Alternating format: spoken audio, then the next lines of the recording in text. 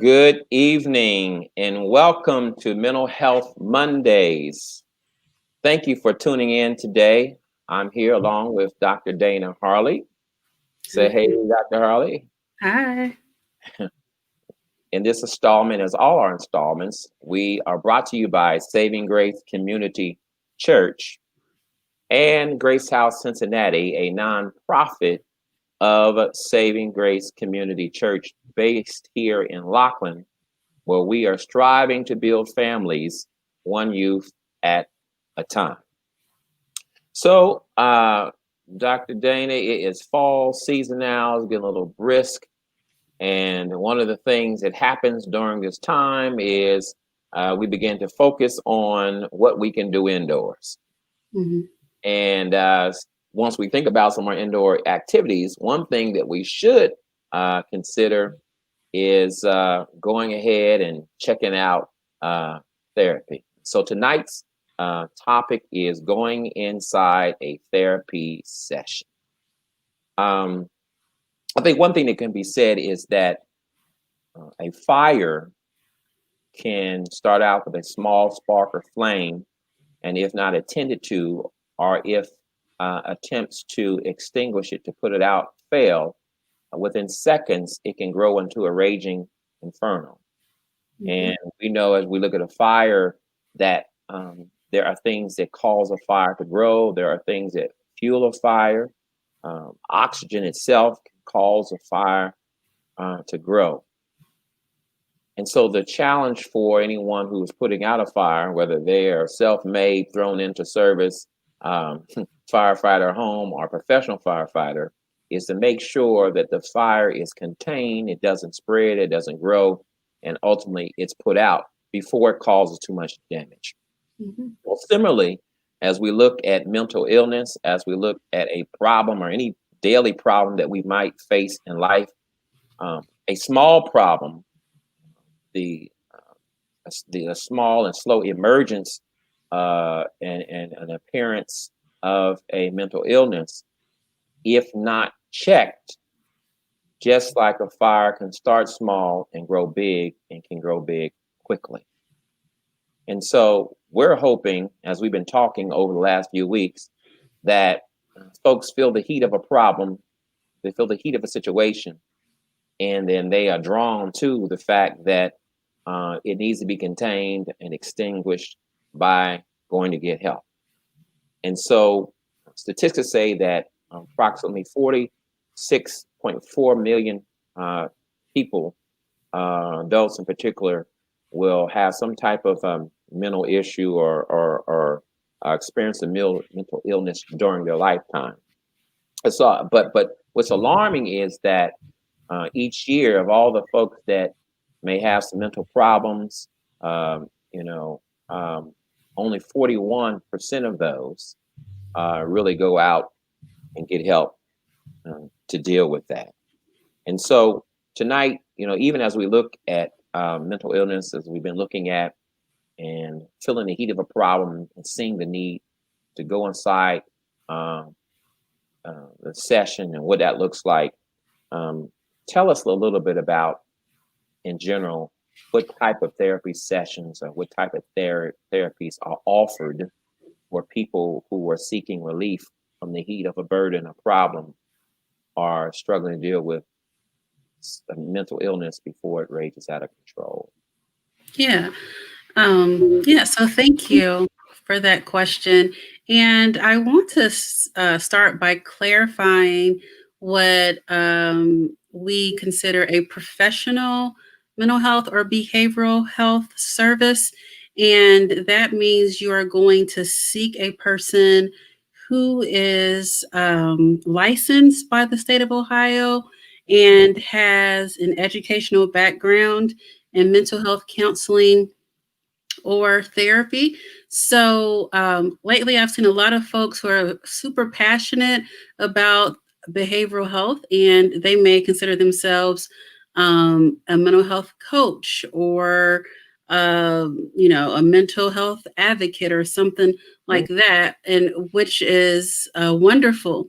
But if you are going for a professional behavioral health services, something that you plan to use your insurance for, you're going to have to make sure that you are seeing a licensed um, psychologist, a licensed social worker, a licensed mental health counselor, a licensed marriage and family therapist. Some nurses offer some behavioral health services, or that you're seeing a psychiatrist. Psychiatrists typically are prescribing medications, and they probably don't have as much time to do the individual therapy or couples therapy, or whatever type of therapy that you're seeking. But those would be the individuals who are going to be licensed with the state of Ohio, who have the credentials educationally, and also licensed by a board that governs their actual practice. So you want a person who is governed by some type of rules, knowing that you're going to offer a certain standard of care. Yeah, that makes sense because if you've got some type of thing going on with your body, some type of issue going on in your body, you might subscribe to some type of folklore Mhm. remedy, but that may not be advisable. Sure. Yes. And for some cultures Hmm. that is appropriate, and that's what folks do. But if you're seeking to go out and use your insurance, then it's going to be a little bit different in terms of who you're choosing to um, provide your care for you. So once you find a therapist, you can find a therapist through asking friends or family to get a referral for a person who Hmm. you might choose to go to. And Hmm. you can even start by maybe going to different websites. Sometimes your insurance company will have a list of different therapists. And there are many different therapists who specialize in many different types of areas. So, for example, some therapists specialize in anxiety or depression or PTSD. Some therapists specialize in eating disorders. Other therapists might specialize in children, where they focus more on disorders like ADHD. So there's many different types of therapists and what they specialize in. Some therapists specialize with couples, other therapists specialize with providing group treatment that might be substance abuse or other types of treatment. So you want to know what your um, therapist is offering and what they might specialize in. And so once you sort of walk through that process, then you will contact that therapist and attempt to schedule a visit. And so right now, because of COVID, obviously, visits are very different. And there is a service or a way that we meet with our clients called telehealth. And Hmm. so that's kind of like you and I now, like we're talking, we're on a video screen. Hmm. I can ask you questions, you can ask me questions, we can see each other on the screen. So that would be a telehealth session. Many therapists right now are providing telehealth because of COVID and to keep everyone safe. And there are some therapists who are offering the in-person sessions Hmm. also. Yeah, because people still need help. People still are hurting.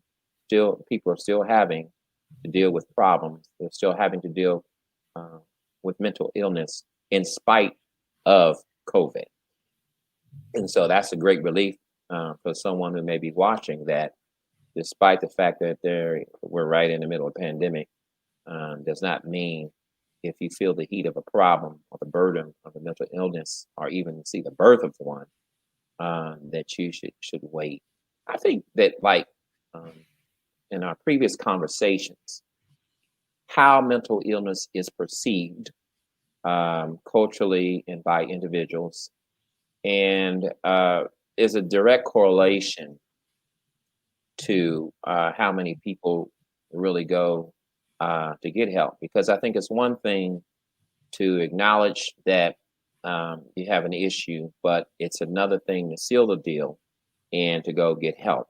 Mhm. And I mean, and perceptions, perceptions about anything, and people, we've heard it said often that perception is reality, and when we think about going to get help or mental illness, certainly perception is key. 13% of adults say they are currently seeing a counselor or therapist, and uh, more than a quarter of them have said they've seen a therapist in the past, according to Barna Research Group. But interestingly, interestingly, 36% say they are at least open to it. Mhm.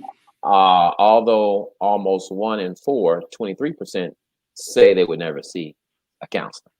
Mhm. So it's a low percentage of folks saying, "Okay, I'm open to it, but I'm not really going. I'm only going to go get help."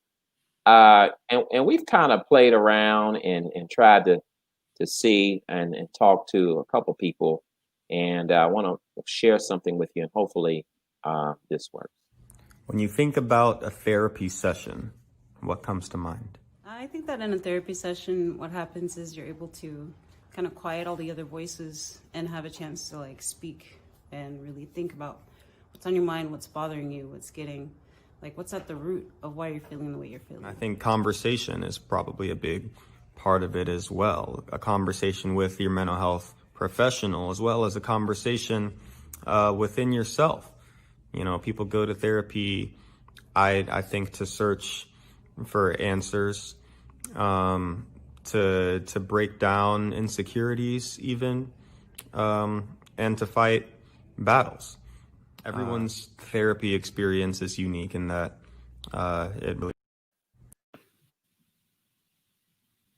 When you think about a therapy session, what comes to mind? I think that in a therapy session, what happens is you're able to kind of quiet all the other voices and have a chance to like speak and really think about what's on your mind, what's bothering you, what's at the root of why you're feeling the way you're feeling. I think conversation is probably a big part of it as well. A conversation with your mental health professional, as well as a conversation within yourself. People go to therapy, I think, to search for answers, to break down insecurities even, and to fight battles. Everyone's therapy experience is unique in that it really belongs to them, and it's their fight, it's their battle that they are undertaking. So, I think like in terms of talking to like a therapist, when you're having a therapy session, it's your time to say whatever it is that like you want or you need, or that maybe you were holding back, or you didn't want to say to someone and hurt their feelings. It's a free space, definitely a free space to just be free, say what you need to say. What did you think? I mean, they really couldn't have said it better. And that's actually exactly what therapy is. It is your Mhm. personal time, it is your space and opportunity to discuss what's on your mind, to work through whatever problems or issues that you need to. And as a therapist, I'm there as a non judgmental person, as an objective person Mhm. from the outside, not to tell you how to feel or what to do or how to solve a problem, Mhm. but to encourage you to use what strengths that you have Mhm. and to help you along that journey so that you can problem solve, so that you're able to gain some insight about how you want to move forward. And I always tell my clients, I'm concerned about your thoughts, feelings, and behaviors. Mhm. Mhm. Thoughts, feelings, and behaviors, and how they connect to each other. And so when you're coming into therapy, I think it's important to also point out that what you share with me in a therapy session is confidential. So Mhm. I'm bound by the state of Ohio, Mhm. as a licensed therapist to make sure that I keep your information that you share in the session confidential. So if somebody calls my office, or if the school calls and asks for a record or whatever, like I can't even tell you or tell that person that I'm seeing you as Mhm. a client. Wow. So that's the other great thing about therapy, is that what you share with your therapist is confidential. And that And and yeah. people need to know that. Mhm. They need to know that. And I think what's interesting, Dr. Harley, is that um, as you look at that video clip, it kind of gives us an understanding, really, that perceptions of therapy and what happens inside a therapy session really differ by generation. Millennials, um, 23 to 38 year olds, uh, and Generation X, 40 to 55 year olds, have more interest in counseling than baby boomers, who Mhm. were 56 years to 74 years. And 1/5 of millennials, 20%, and 16% of Generation X are currently engaged in therapy. And in comparison, only 8% of baby boomers or 1% of elderly folks are presently with a counselor and Mhm. therapist. So those persons interviewed fall in the millennial group. So it's really, you can see clearly that from their Sure. generation, they have the right idea, and they're open to it. Sure. Though not one has ever gone into a session, they understand what it should be. So take us inside, uh, from intake to a first session, Mhm. to a treatment plan. Uh, Yeah. let's clear up some of that anxiety. Yeah, sure. So, when you come to a first session, we're going to just cover the basics. We're going to cover consent. So, you basically have to sign forms and say that you are consenting for me to provide you therapy services. We're Mhm, going to make sure that we sign HIPAA privacy forms, mhm, going back to the confidentiality. So, making sure that you understand that what you tell me is confidential, with the exception of if you plan to injure yourself or someone else. I do have to let another person know. mhm, And if I'm seeing a child, if a child tells me that they're being abused, then mhm, that's something that I have to call and make a report about.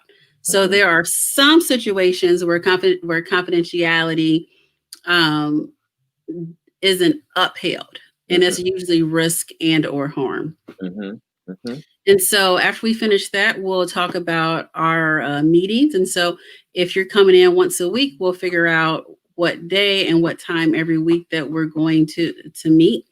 mhm, And then we'll spend some time in general just kind of talking about what problem brought you in. mhm, So I may just simply ask you, Pastor Trevor, what brings you in today? mhm, And then I allow the client to tell me what brought them in. We process the presenting problem, and typically in the first session, we complete an assessment. And so, if you've never had or heard of a mental health assessment, it's basically a history of any mental health problems that you've ever had throughout life, even childhood, and mhm. any substance abuse history that you may have had. Okay. So we go through sort of like the onset. So when Mhm, did the anxiety problem start? mhm, Has it always been a problem, or did it happen after you started college, or after you got a job, or after you had a baby, or can mhm, you think back to when you were a sixth grader and you felt like that you had anxiety? So we want to get a time frame about when the onset of the problems happened. We want to get a good idea of any precipitating events. So, did something happen right before you start having symptoms? So, did you lose a loved one, or did you have an experience with abuse, or did your parents get a divorce? So, mhm, any of these things could have led to some type of symptoms. So, we try to identify what sort of led to the symptoms. And within that process, we also look at your family history. So Mhm. I'll ask you questions, and it's very similar to if you go to a doctor's appointment Mhm. with your family doctor, and they kind of, they take that health history and they ask you, well, do your parents or grandparents have a high blood pressure and those types of Mhm. things. So I'm going to ask you questions about, does anyone in your family have a mental health problem or what you would consider a mental health problem? Does Mhm. anyone have a substance use problem? So Mhm. we'll go through your behavioral health and substance abuse history if Mhm. you have one. And then based on that, I'll continue to look at your signs and symptoms. I'll ask you how often you experience symptoms. I'll ask you, is it once a day or every other day or once a month? So we're going to get a really good time frame. And then after I ask you all of those questions, I'll ask you how the problem affects your personal life, how it affects your family, how it affects work, how it affects school. And so we want to get an idea of um, how the problem affects all the areas of your life. And so that's how we kind of come up with a diagnosis. So at the end of your first session, I'm going to have a pretty good idea about where your signs and symptoms fall. So we use a manual called the DSM. And Mhm. so that helps to guide us in being able to know the different categories where a person's symptoms might fall. And I know that some people are very hesitant to want to have a diagnosis, and Mhm. not everybody that walks into my office walks out with a diagnosis. Mhm. Sometimes, a person is just having a tough time and Sure. their symptoms don't fit any specific criteria. Mhm. Um, so that's something that we will talk about, and I will go over your signs and symptoms with you, and I will tell you at the end of the session sort of where your symptoms fall. And Mhm. so, and I give you a chance to talk and say, you know what, I've never heard that. Like, no one's ever told me that I am experiencing anxiety or that Mhm. I'm experiencing these types of problems. But somebody did say, another doctor told me, or somebody else told me that maybe I have depression. So Mhm. I like to get an idea of what you think as a client. Mhm. So that if you think like, okay, that's just way off, well, maybe we missed something in the assessment process. Maybe we need to go back and explore those symptoms more. Mhm. But by the end of that first session, we will have a pretty good idea about what your diagnosis is or what it might potentially be. And then we sometimes talk about goal planning in that first Mhm. session. So after the assessment process, after we talk about your presenting problem, after Mhm. we go through your signs and symptoms history, Mhm. we will talk about what are your goals? What types of things would you want to work on? What do you want your outcome of therapy to look like? And what areas in your life would you like to change or improve? So you direct your therapy treatment. So I Okay. don't tell you what you need to work on. If Mhm. you come in and you tell me 5 different things, and I'm thinking like, wow, you should really work on your marriage. And Right. if you didn't come in to work on your marriage, that's Right. absolutely fine. If you Right. came in to talk about your work problems, that's what we're talking about. Right. Right. Right. So it is not my job to tell you what you need to do. It is my job to help guide you through the process and to help you gain insight. But I So would hope if you had other problems, that those are things that you would consider um, talking about in therapy. So, so unlike going to a medical doctor, the problem is diagnosed and then a prescription is written out, and you're to follow that protocol. Unlike that, in terms of what's going on, you can really direct the therapist and said, "Yeah, I've got some other issues, and I hear what you're saying, but I really want to deal with this one issue," and a therapist should be all right with that. you should be okay with that. And it's the hope that you as a client, once you're able to work through that problem and you're able to gain insight, then you can see how that a problem impacts other areas that maybe you weren't willing to talk about. And it is our hope as a therapist that, well, maybe you will be willing to talk about that, but maybe that's not right now. hmm hmm So some people, Dr. Dana, Dr. Harley, may come to you and they may be coming with trust issues because they have perhaps confided people before and they discovered that people were like a refrigerator. They couldn't keep nothing in. They always opened up Mhm. and let your business out. And the assurance that you are, this is not that, that they're going to, whatever's talked about between you two or three or whoever is going to be held in greatest confidence ought to be a relief to many people. So coming into your office, am I sitting on the couch? If it's going to be a dark room with a spotlight over my head, I mean, are you going to be sitting back with a notepad with some readers looking down at me like this? Yeah. And yeah. What's going to be your demeanor? Yeah. So that's so and when I see clients in the office-based setting, I usually have a desk and then a couple of chairs. I normally don't sit behind a desk. I don't like to have barriers between me and clients. So I'll typically have a couple of different chairs, and I will likely just be sitting across from the client without any barriers. And sometimes there's a couch, and so however you feel comfortable.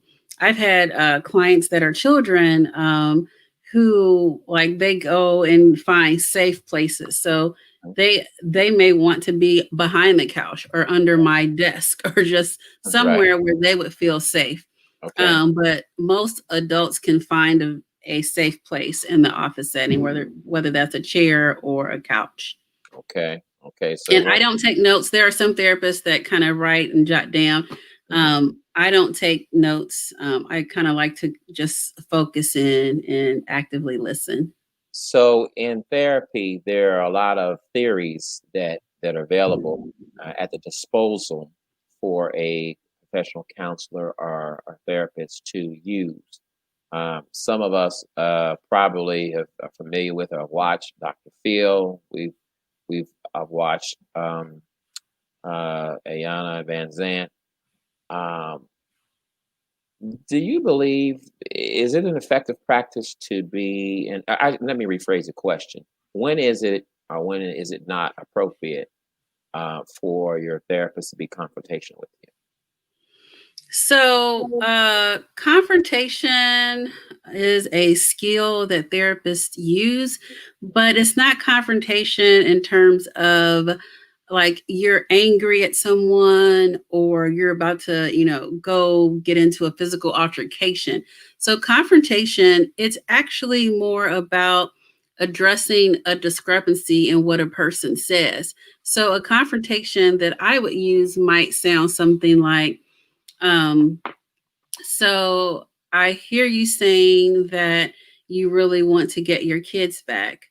And I also hear that you've had trouble making your last 8 parenting classes. Mhm. So help me understand what's getting in the way.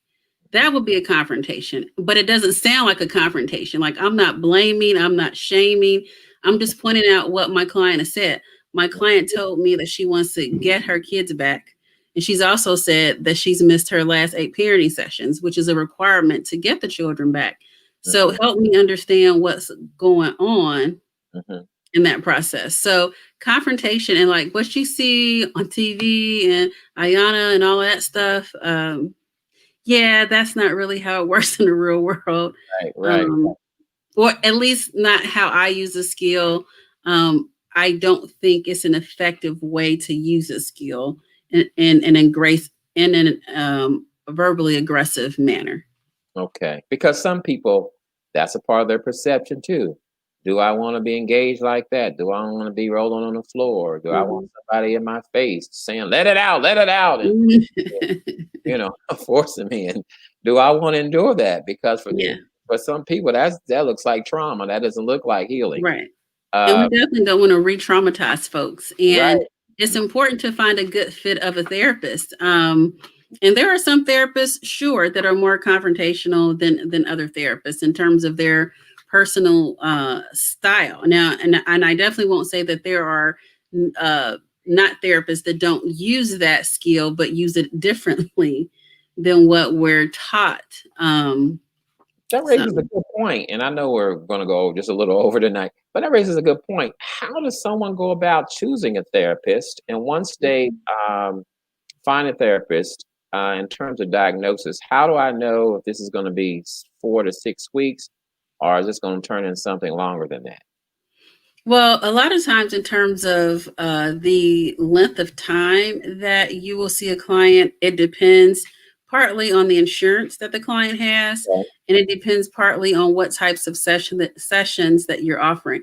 So, some agencies and some therapists and some individuals who are going through um, their employer. So, if you have the employee assistance program, a lot of times if you see a therapist that way, you only get 8 sessions. Okay. So it depends on what insurance that you're using, and it depends on sort of what the therapist offers. So some therapists offer what we call more brief treatment, and so that might be between 8 or 12 sessions. Other therapists, they don't have any time limit or time frame. And so you could be seeing that therapist for a year, take a couple months off, or take a couple years off and go back to that same therapist for another year. Or you could go to that therapist for 2 years. So it definitely varies by therapist and by client. Okay. So if I'm entering in and I decide that I want to go get therapy, I can see the end and the light at the end of the tunnel. I shouldn't be something that feels though I'm going to be into forever and ever. That it's going to come to an end. Yeah, and I think one of the driving factor there is going to actually be your progress in reaching your treatment goals, because that's when so in that first session we talk about how long this therapy might last, and we always look at what your treatment plan is, and are you making progress towards your treatment goals. So if you see me 7 or 8 times and you've met all of your goals, guess what? Mhm. We are finished. Right. Like, Right. treatment is over because Right. you have met your actual goals. Mhm. So we don't really have a set out time frame. It's more about, have you met your treatment goals? Mhm. Mhm. So how much of me being compliant and working toward uh, reaching my goals and doing my part, what percentage of that would you say uh, is a factor in how quickly I heal or get better? Mhm. Yeah. So I think in terms of the percentage, and it's kind of hard to sort of place that effort, but Mhm. you certainly have to practice the skills, practicing new coping mechanisms. So Mhm. if you are willing to do the actual work, if you're willing to be open to using new coping skills to sort of building resilience around some different areas that you came in treatment with that were problems, I think you will have a better chance of meeting your goals. And also for people who are in families, looking at your support system. So that's a big thing that people don't always think about, in that you can do all these wonderful things in therapy, but if you don't have a support system outside of therapy, individuals who are Right. encouraging you, who are supporting you to continue to heal and to use these new coping skills, it's still going to be challenging for you. Wow. So at the end of my session, my first session, uh, are there times um, that I should leave wanting to come back? Will there be times that I say, you know what, I'm through with this? Mhm. Yeah. So sometimes people they go to therapy and maybe it's just not a good fit. Like the therapist wasn't right. There could have just been some interactional problems, and so maybe they want to take a break and find a different therapist. And I don't want to say shop around in that sense. But sometimes you might have to go to more than one therapist until you find someone that you're comfortable with. That's reassuring because it is establishment, development of a new relationship. And Hmm. you need to be someone in which you be with someone which you feel that can help you. So as we close to tonight, Dr. Harley, um, what would you say in closing to those that um, are thinking about going to see someone, and what further would you add to our discussion that would help alleviate some of the anxiety that Hmm. they may have, or they may associate with therapy? Yeah, I would say, therapy is not spooky. I'm not gonna try and hypnotize you or anything like that. I'm going to be a non-judgmental person. I'm not gonna judge what you say or why you think or believe a certain type of way. I'm going to be an outside, objective listener. I'm going to actively listen. I'm definitely not going to make decisions for you, Okay. because if I do, then guess what? You can say, well, Dr. Harley told me to do this. And Hmm. if it doesn't work out, then it's back on me. Right. So, therapists, I don't tell you what to do or how to think. Hmm. I encourage you to gain insight. I may point different things out to help you maybe see that, well, have you thought about it this way? Hmm. Or have you ever um, tried this or Hmm. tried that? So therapy is definitely a process where it's your time. You get to vent. You spend time working on what you want to work on in an environment where you are not being judged, where you are being heard, and that hopefully you can add some additional skills to your toolkit for coping. So, one of the things that I do in a session is I do like to teach additional skills Hmm. around coping. Hmm. So, those are some things that we talk about. We sometimes also do homework in a session. So, I may give you homework for the next session and say, well, in between now and next week, I would like for you to think about this or work on that. So, Okay. Okay. Well, hopefully, those, and I think so, that those that have watched tonight, those that will watch um, the reruns, the replay of our time tonight, will be helped and encouraged, and won't be so fearful um, of going and seeking help. And anxiety has been lessened tonight about what they might encounter through a therapy session. So one of the things I've noticed the last couple of weeks, whenever you've been on, that there have been people that have really benefited from you and your transparency and your ability to communicate and articulate whatever subject matter we have been dealing with. So if I want to get to Dr. Harley, if I want her to help me personally through her practice, how can I contact you? yeah, so I have a website. It's www.drdanaharley.com. And you Okay. can simply go on the website and you can send me an email through the website form, or you can send me an email directly at hope at drdanaharley.com. Awesome. Awesome. Well, thank you so much for your time. As usual, it's been very informative. It has really caused us tonight to look at therapy in a different way, and something that some of us who may not have thought it was for us, maybe now can see the possibility of us getting the help we need. To all of you who have watched tonight, thank you so much. With all the other programming options, through cable, through internet, and we just thank you for spending this time with us tonight. And we really do hope that you've been helped through tonight's discussion. And so we encourage you to join with us next week as we will deal with overcoming opiate use, putting a halt to heroin addiction with Dr. Quentin Moss of Modern Psychiatry.